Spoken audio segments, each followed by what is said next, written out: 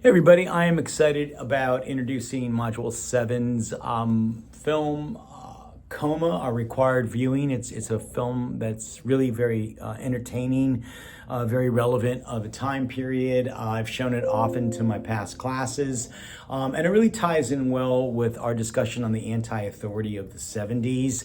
As I discussed in the PowerPoint, this era in history, 1975 to the late 70s, is the post-Watergate time after Nixon resigned because of the Watergate conflict. This is when the economy isn't doing too well. There's inflation, prices are high at the grocery store. Another thing escalating is we've just ended Vietnam. There's the fall of Saigon in 1975. It's a war we didn't win. A lot of casualties. People were watching their loved ones come home on body bags on the nightly news. There's a lot of malaise and tiredness in the country. People are kind of disgusted. They're scared we're just heading toward a dark new age. The focus at this time in history is on the individual. Sometimes the 70s is called the Me Too, not the Me Too, the Me generation, the Me decade, and it's not the me decade because people are selfish and jerks. It's the me decade because the focus is now on the individual moving toward the future on their own. Coma is a genre that became popular in this time period. It's called the paranoia thriller. A lot of other movies from 1975 to the late 70s came out with this theme.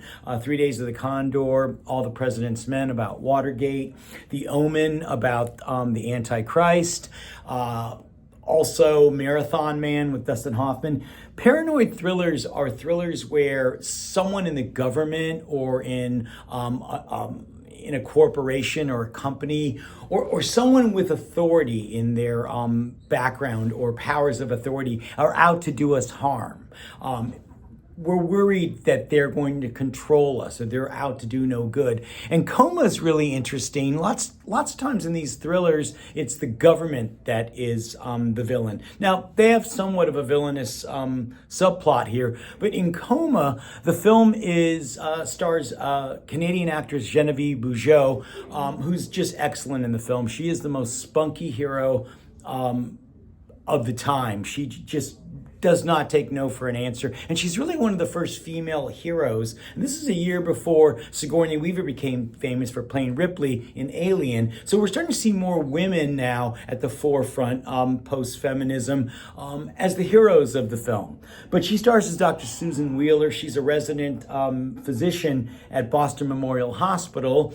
And she starts to get suspicious when she discovers one of her friends dies for routine surgery, and she is in a coma and dies unexpectedly. And she starts to do some investigating that lots of healthy patients without any situations or prior issues are dying of comas at the hospital. And she starts to fear there's a conspiracy going on. And of course, this again is looking at people's fears at this time. We trust hospitals. We go to them. We don't think they're out to do any good. And this is posing the question that a hospital has a conspiracy putting young people into comas for a very devious reason, for a very sinister reason. And there isn't even a subplot that the government might have something to do with this. So this is a really entertaining film. It's kind of creepy. There's a lot of scenes in the hospital with body cadavers and dark hallways. This film was actually directed by Michael Crichton, who a lot of people know as the author of the Jurassic Park novels.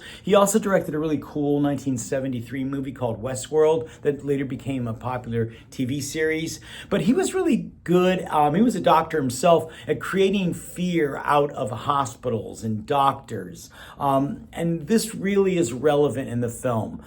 Michael Douglas, who became a much bigger star, he was more known for supporting roles at this time, has a supporting role as Dr. Wheeler's boyfriend, who first doesn't really believe her. They all think she's crazy, but may start to get on her side as she gathers facts that something very strange is going on at Boston Memorial Hospital.